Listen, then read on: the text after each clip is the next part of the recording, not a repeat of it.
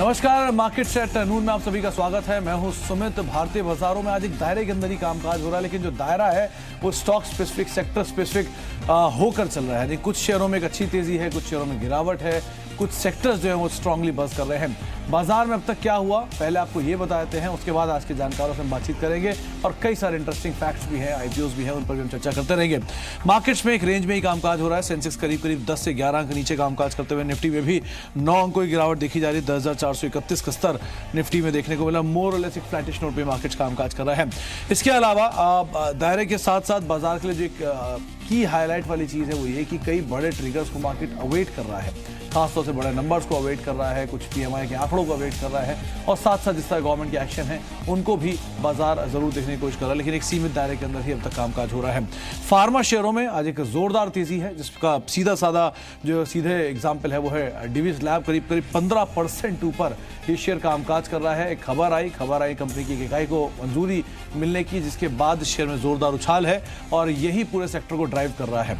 साथ ही साथ सरकारी कंपनियों में भी मजबूती है। इनफैक्ट ये लगातार दूसरा दिन है जबकि ड्रेजिंग कॉर्प में तेजी है। कल 20% का उछाल में भी मजबूती है। इनफैक्ट ये लगातार दूसरा दिन है जबकि ड्रेजिंग कॉर्प में तेजी है। कल 20% का उछाल, आज 11% का उछाल, 31 से 32% शेयर 2 दिन में ही चल चुका है और ये पूरे जो पीएसयू स्पेसों से ड्राइव कर रहा है।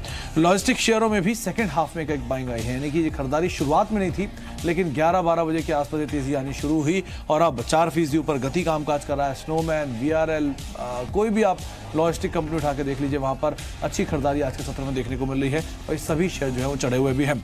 इसके अलावा आईटी, कंस्ट्रक्शन, तेल गैस शेयरों में भी कुछ खरीदारी है, जिसमें हेक्सावेयर आज सुबह ही आपको कॉल भी दी गई थी खरीदारी के लिए और आपका लक्ष्य इनफैक्ट अचीव भी हुआ होगा। नंबर्स आए, हमने सबसे पहले आपको ये बताया कि नंबर्स अच्छे हैं, यहाँ पर आप खरीदारी कर सकते हैं, तेजी देखने को मिल सकती है और तेजी देखी जा रही है। 12-12.5% ऊपर ये शेयर कामकाज कर रहा है और IT, mid cap IT space में ये शेयर सपोर्ट भी कर रहा है एक अच्छी तरह से। कुछ शेयर जिनमें अभी भी खरीदारी है, आपकी स्क्रीन पर है 8K माइल्स, करीब सडन स्पाइक है, 7% ऊपर है। ये शेयर आज ही नहीं, पिछले 2 से 3 दिनों से लगातार चल रहा है और बाजार को सपोर्ट भी इसे प्रोवाइड करा रहा है। मिड कैप स्मॉल कैप जो सेक्टर है वो भी सपोर्ट प्रोवाइड करा रहे हैं। शेयर डे हाई के आसपास पहुंच चुका है। इसके अलावा हेक्सावेयर, अभी हम बात भी कर रहे थे इसकी, नंबर्स के बाद इसमें तेजी आई और तेजी आप देखिए, ना केवल गैप अप ओपनिंग हुआ इसमें, लेकिन उसके बाद थोड़ी तेजी और बढ़ी, फिर और बढ़ी और अब दिन के ऊपरी स्तरों पर हेक्सावेयर को ले आई है। यहां पर भी तेजी जारी है। प्राज इंडस्ट्री, कल ये शेयर भले ही आउट परफॉर्मेंस दे रहा था, आज शेयर दबाव के साथ खुला, अभी भी दबाव के साथ ही कामकाज कर रहा है, लेकिन लोअर लेवल से कुछ बाइंग यहां पे जरूर आपको दिखाई पड़ी है। आप इस पे नजर रखें, शायद सेकंड हाफ के अंदर ये चलता हुआ दिखाई पड़े।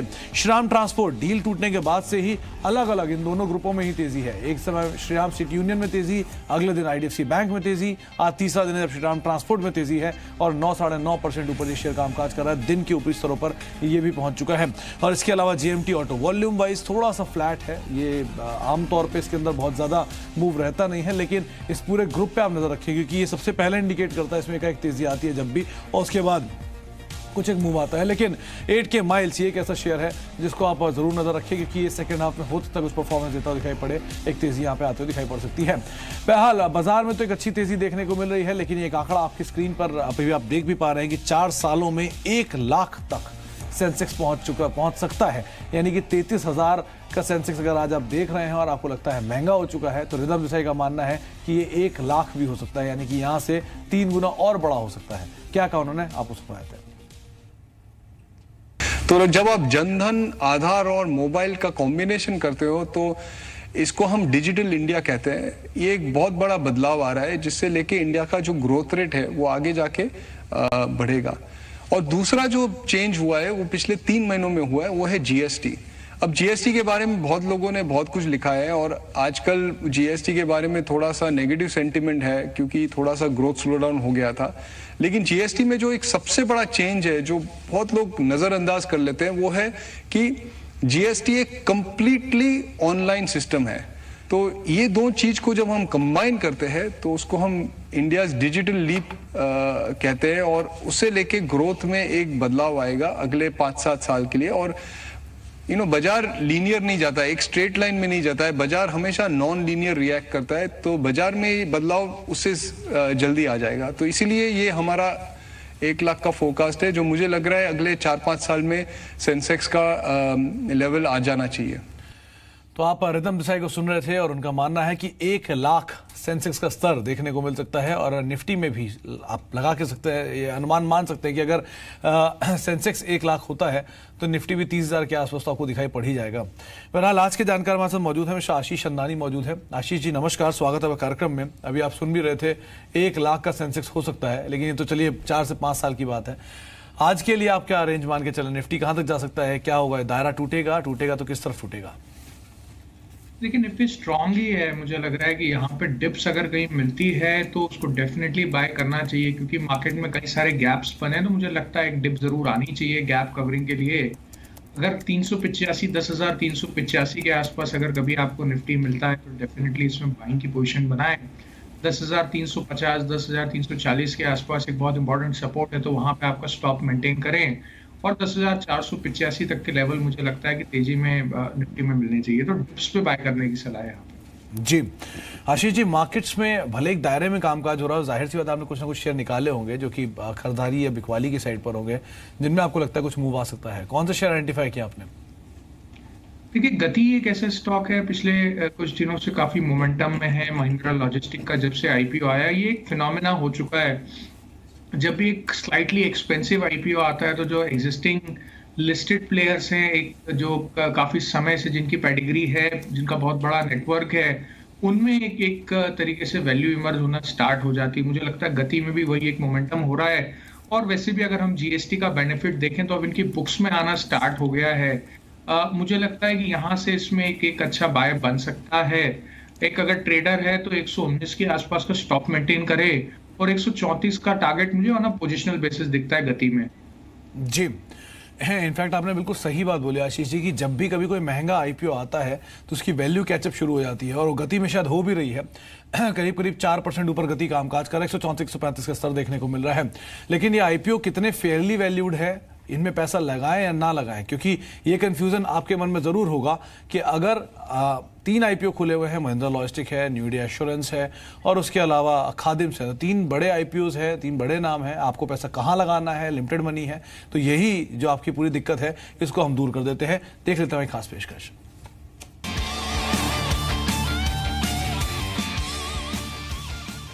तो 3 आईपीओ कहां लगाए पैसा, समस्या आपके सामने है। निवारण के लिए संदीप भी मौजूद हैं। संदीप बताइए, तीनों आईपीओ खुले हुए हैं, तीनों रिनोन नाम है, तीनों के ही जो प्राइस बैंड है कुछ फेयरली वैल्यूड दिखाई पड़ रहे हैं, ब्रोकर भी सब्सक्राइब की राय दे रहे हैं, बहुत कंफ्यूजन है, क्या करें? कंफ्यूजन काफी ज्यादा है, लेकिन चलिए कंफ्यूजन को दूर कर देते हैं। पहले आपको रुझान दिखाते हैं कि किस तरह का है। इनफैक्ट जो तीनों आईपीओज हैं, इसमें खादिम इंडिया का आईपीओ आज खुला है और देश की सबसे बड़ी जनरल इंश्योरेंस कंपनी है न्यू इंडिया इंश्योरेंस, उसका आईपीओ अगर आप देखें तो 1.054 गुना ऑलरेडी भर चुका है। महिंद्रा लॉजिस्टिक तो अगर आप देखें तो इनफैक्ट पूरा सब्सक्राइब हो चुका है। और खादिम इंडिया ये 6 तारीख को बंद होगा, आज खुला है, तो उस लिहाज से देखा जाए अभी इसके जो सब्सक्रिप्शन फिगर्स हैं काफी अर्ली स्टेजेस पे हैं। लेकिन सबसे पहले जो देश की सबसे बड़ी जनरल इंश्योरेंस कंपनी है न्यू इंडिया इंश्योरेंस, उसकी बात कर लेते हैं। मैं इनफैक्ट उसके पॉइंटर्स नहीं, आपको सिर्फ उसके सब्सक्रिप्शन फिगर्स दिखाना चाहता हूं। देखिए ये प्लेट अपने आप में सेल्फ एक्सप्लेनेटरी है कि ये जो कैटेगरी ना ये लंबी अवधि वाली होती है, वो 2 गुना भरा है, जिस वजह से आप देख रहे हैं कि 1 गुना से ज्यादा का सब्सक्रिप्शन दिखा है। लेकिन ये वो कैटेगरी जो डिसाइड करती है कि प्रीमियम कितना होगा, लिस्टिंग गेन बनेंगे नहीं बनेंगे। तो सीधे तौर पे साफ संकेत मिल रहा है कि लंबी अवधि के लिए पैसा लगाइए, लेकिन लिस्टिंग गेन होगी उसकी उम्मीद काफी कम है। और ऐसा हिस्ट्री में देखने को मिला भी है, जितने भी इंश्योरेंस के आईपीओज आए हैं ऐसे सब्सक्रिप्शन फिगर्स देखने को मिले हैं और लिस्टिंग पे कुछ खास मुनाफा निवेशकों के हाथ नहीं लगा है।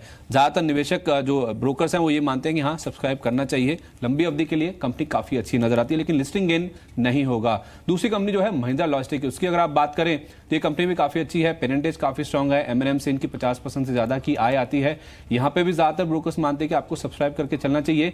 जो जीएसटी के बाद पहली ऐसी कंपनी है लॉजिस्टिक स्पेस से जिसका आईपीओ खुल रहा है। इनफैक्ट बाकी अगर आप लॉजिस्टिक कंपनियों से कंपेयर करें तो आपको अलग कंपनी नजर आएगी। एसेट लाइट मॉडल पे ये कंपनी ऑपरेट करती है और बाकी अगर आप लॉजिस्टिक कंपनियों से देखें तो सीधा कंपैरिजन नहीं है। वैल्यूएशन हालांकि कुछ लोग ये भी कह रहे हैं कि थोड़े से महंगे नजर आ रहे हैं, लेकिन अगर लंबी अवधि के लिए इसको भी रखा जाए तो यहाँ पे भी अच्छी खासी वैल्यू बनती हुई दिख सकती है, क्योंकि जो ट्रैक रिकॉर्ड है इस कंपनी का वो भी काफी अच्छा है और ब्रोकर्स मानते हैं कि इस इशू को भी सब्सक्राइब किया जा सकता है। लेकिन जो बेस्ट ऑफ द लॉट है वो है खादिम इंडिया, जो कि आज खुला है। इनफैक्ट इसको लेके हलचल, प्रीमियम, बातचीत काफी ज्यादा है और इनफैक्ट वो आप देख सकते हैं जो ग्रे मार्केट का प्रीमियम है वो भी ये इंडिकेट कर रहा है कि खादिम इंडिया में सबसे अच्छे जो नंबर्स है वो शायद देखने को मिल सकते हैं। खादिम इंडिया में फिलहाल अगर आप देखें तो 43 से 45 के आसपास का जो ग्रे मार्केट का प्रीमियम है वो आपको सीधे तौर पे देखने को मिलेगा। इनफैक्ट अगर आप देखें ऑलरेडी कई सारी कंपनीज है फुटवेयर स्पेस में, लेकिन ये कंपनी अगर आप देखिए दूसरी सबसे बड़ी कंपनी है इस पूरे स्पेस की, साउथ इंडिया और ईस्ट इंडिया, यहाँ पे सबसे ज्यादा कारोबार है। और ये आपके सामने वैल्यूएशन का चार्ट है, आपके सामने देखिए फेयरली वैल्यूड आपको नजर आएगी बाकी कंपनियों के मुकाबले, लेकिन जो ग्रोथ है इसकी